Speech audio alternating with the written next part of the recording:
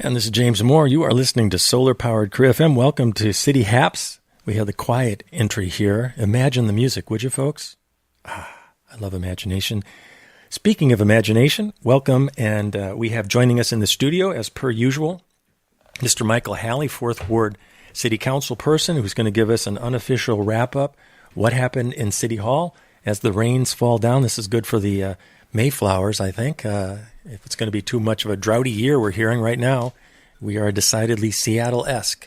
Michael Halley, thanks for joining us. How you doing today? Good. Glad to be here. Good to have you. And also Jason Strong in the house with FMC and some new confines there. What's developing there? They just moved somewhere? Is that Not yet. Not yet. Coming up. Coming up. Moving into the Arts and Convention Center. Sweet. And what's the time frame for that? By May 2nd. May. Well, it's just right around the corner, folks. That's exciting news.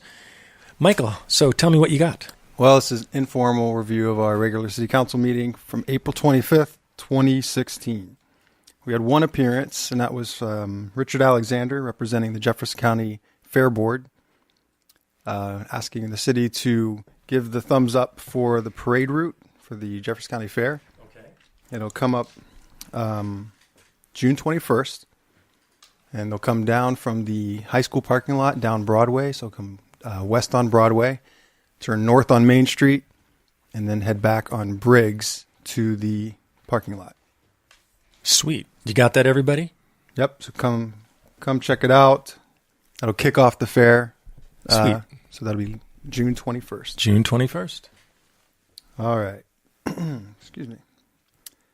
Get back to the rest of the agenda. It was a long meeting, over 2 hours. Part of the reason was the city invited the state auditor to come and talk about our most recent audit. For those viewers at home, they can see to an accountant, this is as juicy as Pulp Fiction or a comic book. It's just, for those listeners at home, it's making me sit up a little straighter. Yeah, That's a very official-looking seal. I mean, you just see those numbers and all those words, and really...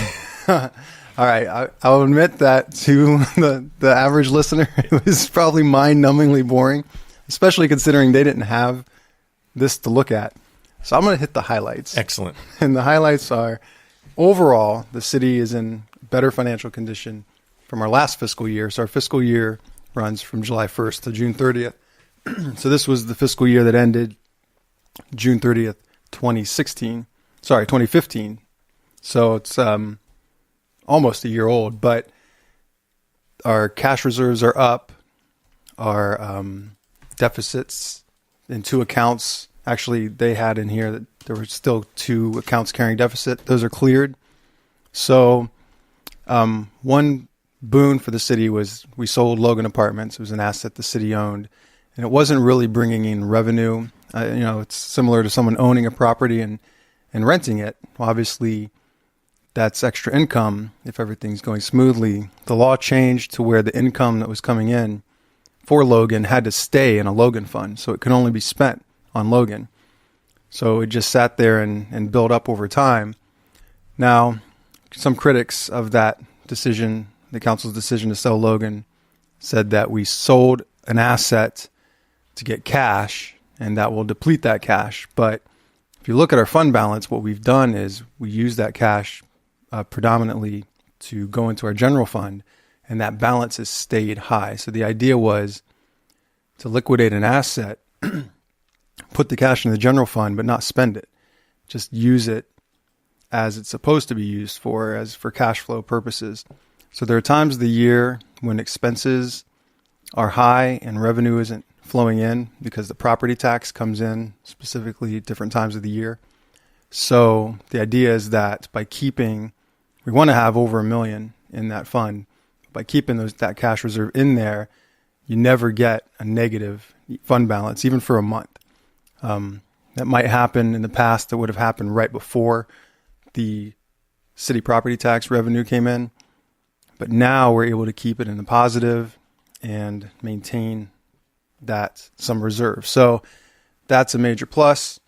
Then to get into basically room for improvement, what they do at the end is they add comments that are recommendations for how to do a little bit better in terms of accounting. And she went through the auditor. She's not, the state auditor was there, but the person who worked on Fairfield was there, and she knew it more in detail. And she went through each one and to kind of categorize them. Several fell under the umbrella of adding more checks and balances. So what the state auditor's office doesn't like to see is that a city employee has access to certain funds and has access to the statements, the bank statements for those funds and the checking, and that no one else also has that. So they want to see more shared responsibility.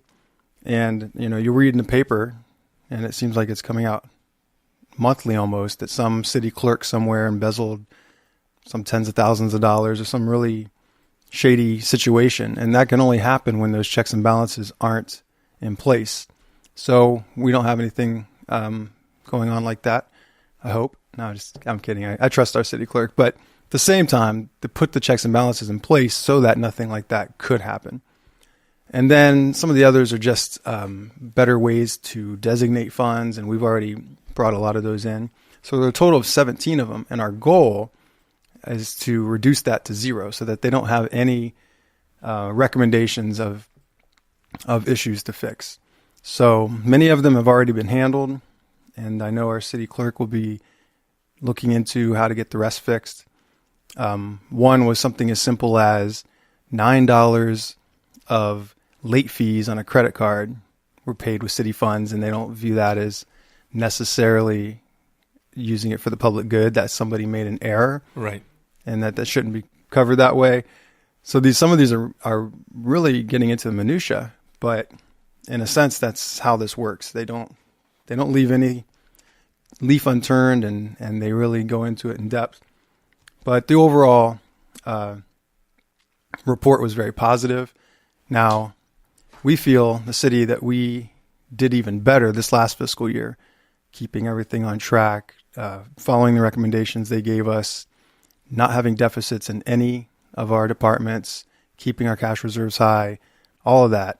So there's another rating agency that rates bonds besides Moody's that's commonly accepted. I'm not sure how many there are in the world, but there's another that's considered up there in terms of stature. And the city is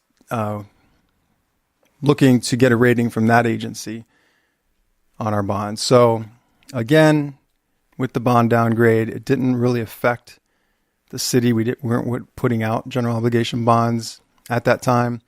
But moving forward, we would like a higher bond rating so that our interest is lower. And again, it's a percentage of a percent. It's a fraction of a percent that we're talking about. But everyone likes low interest rates. No one likes to pay more than you have to. So that's the audit. Anybody who wants a copy, this is available online. And it is a beautiful thing. It really is. They put it together nicely. And it's available online? Yes. Because I know we like people that, that's great. That's what public is. And yep. It's on the auditor website. You just type in Google Iowa State Auditor. There's a website. You could look up Fairfield, and they'll have... Literally spelled out, Iowa State Auditor? Or is it IA? Do you know? If you don't, that's okay. No, I was saying Google it because I don't know the exact website. I gotcha. Roger. Yeah. You'll find it. Again, Office of Auditor of State. It's state capital. So definitely if you Google Iowa Auditor, and then there's probably something where you go to Fairfield or whatever. Yeah, I just did it recently. So their website's pretty easy to navigate. Excellent. All right. And talking about money saving, the next was a consideration of this woman who has this expense reduction service. Her name's Brenda Huddleston. And she's currently working, or just finishing up with working with Burlington, Iowa. I think she's headquartered in Sioux Falls. And she says she's been doing this for a number of years, where she'll come into your city and look through all sorts of receipts to see different spending on all sorts of things. Could be energy, could be the chemicals you need for your water and your wastewater, and all of it. Nothing's off the table. Could be your phone service. And if she finds efficiencies, if she finds that she can show you, if you switch to this person from this person, you'll save X amount, and she'll create a report. And if we implement any part of that, her payment is half of those savings for 2 years. So the more savings she finds, the more she gets paid. So she's sort of like a detective. Yeah. And so proactive. Yeah. And I could kind of tell by when she came and spoke, she had that personality of somebody you could just imagine really having that detailed, almost accountant type. Just the facts, ma'am. Yeah. She seemed like she would be the person who would really dig into that. The council held off on making a decision because Mike Harmon had not yet heard back from the city administrator in Burlington, and we just want to talk to someone who she worked with recently. Great. To get a recommendation. All right, Lisco is going to help upgrade the Wi-Fi routers in the new gym, in the Roosevelt, and the whole rec complex. Apparently that they don't communicate well with each other right now. So if you were listening to streaming music and you went from one section to another, you drop service and have to get back in. Mm-hmm.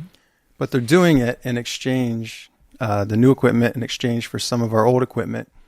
So it's a wash. They'll take some of the equipment that's there, some of the older routers, and replace them with new ones, and then we'll just call it an even exchange. So we agreed to do that.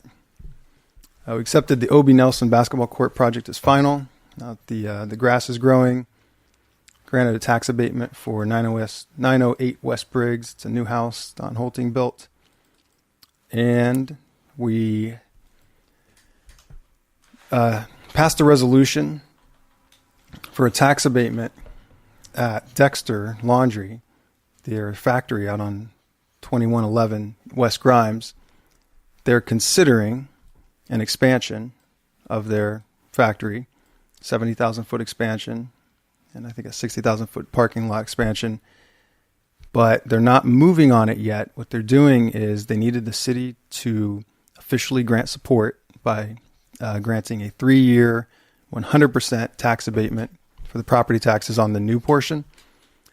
And that is to help them potentially win a grant from the state. We had similar requests from the developers of the Loudon building, the old Broadway building. They wanted to turn it into senior housing.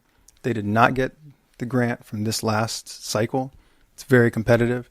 They may try again in the future. So we wanted to grant or lend support by granting that.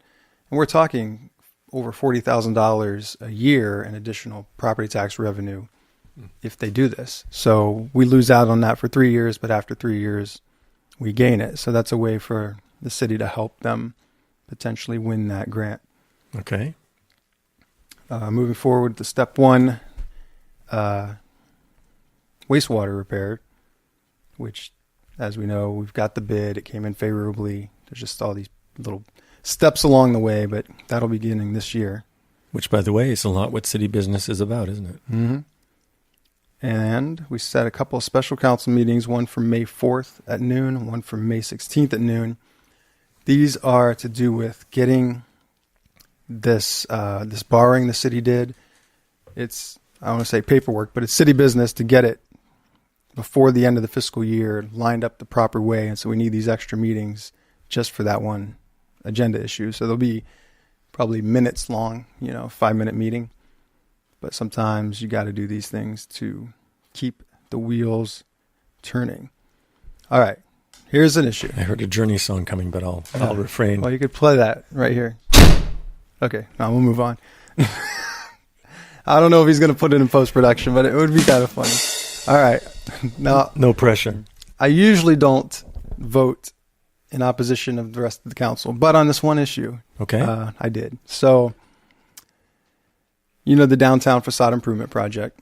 We hope to get 17, 18 building properties involved. We got about half of that. I think we got 8. And so the construction bids went out, and we only had one contractor bid, and it came in over the engineer estimate. And one was only about $500 over. So we'll say 3 of the 8 properties the property owners would have to contribute more to complete the scope of work because the bid came in high. I knew a little bit more about the bid, that we missed out on a local company because they had some illness in the person who usually prepares the bids. And something kind of odd went on with the third bidder. They didn't sign the bond. And so they bid, but they didn't sign it. And something just about the whole process rubbed me the wrong way. I didn't like one contractor being the only choice. So I wanted the council to reject the bid, put it back out so we could maybe get more than one bid.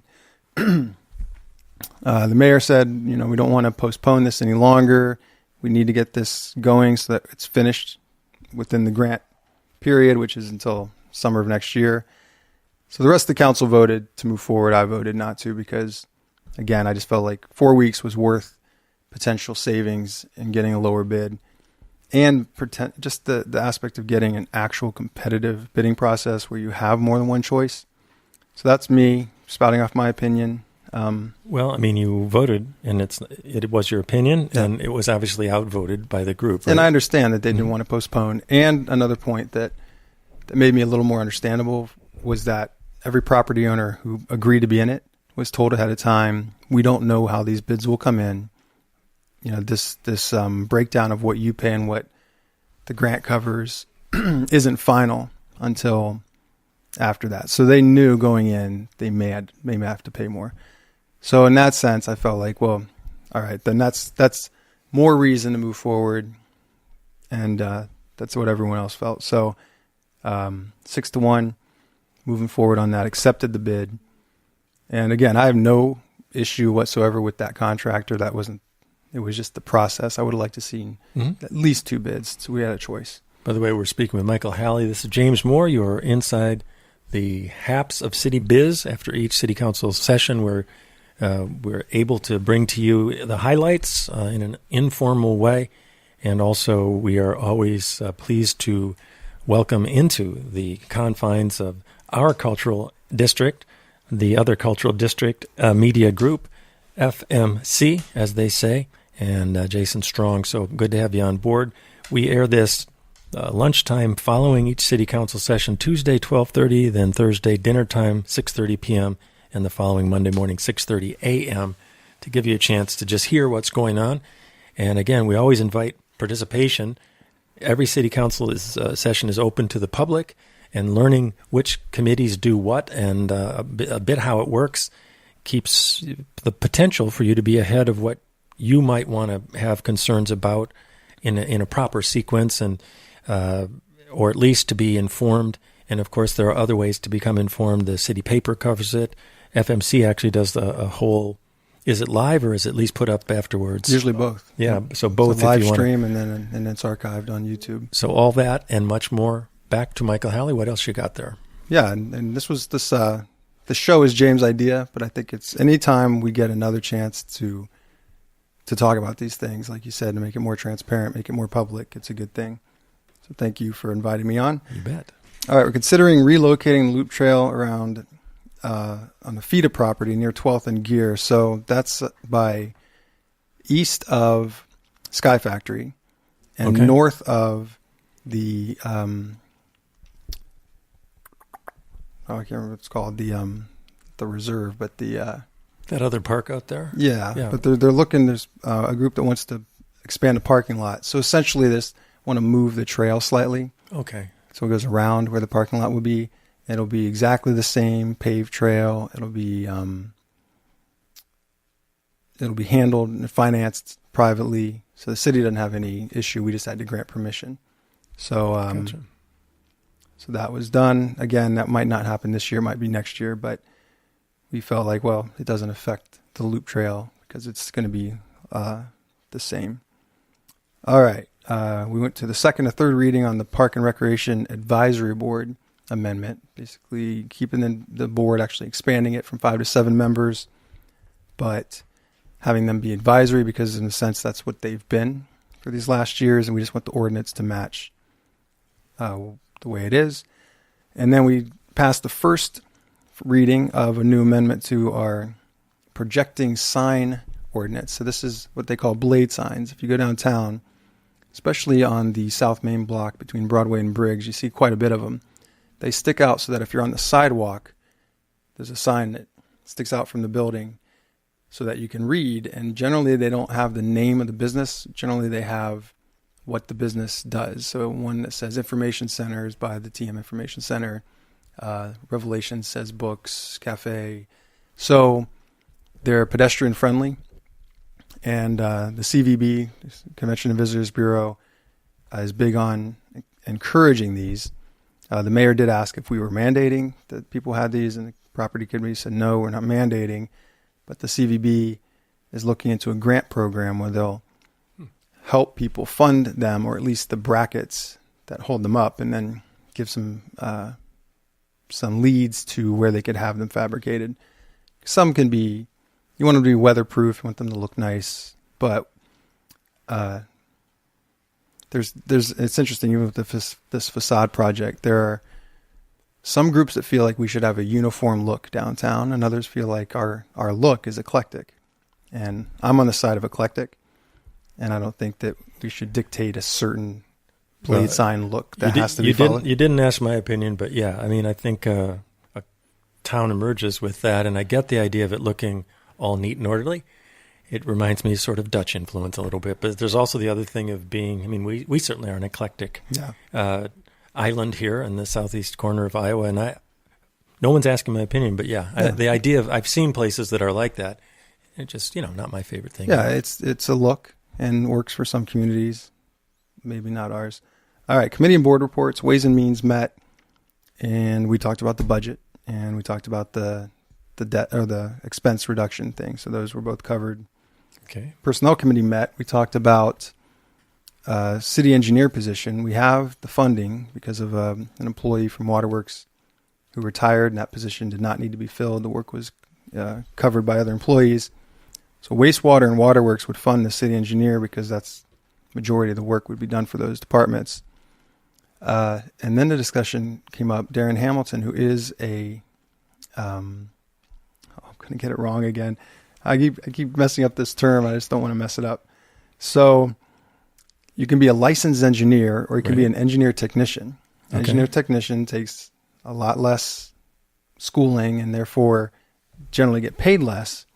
But a technician can handle site review, can handle creating these layered maps that we want to do. We want to create a map. We've been talking about this for years, where any city department head needs to look into an area and know what's buried. They can see the water, they can see the sewer, they can see any electric. They know what's there because we put it all into a 3D map. That work can be completed by a technician, and therefore we would have easier time hiring someone and have to pay that person less than if we went a full engineer. What we don't want to do is hire a full engineer and have him or her doing technician work 80 to 90% of the time. Also, if you get a full-on engineer, you need to get $20,000 with engineer programming software and a big printer. There's equipment that goes along with actually trying to do engineer specs and maps and all that kind of stuff in-house. So we asked Mike Harmon to look into, and I just realized when I said it last night, he's so busy. So I'm going to help him as the personnel committee chair. We're going to investigate looking at past projects and looking at the amount that was spent on engineering and the amount that was spent on things like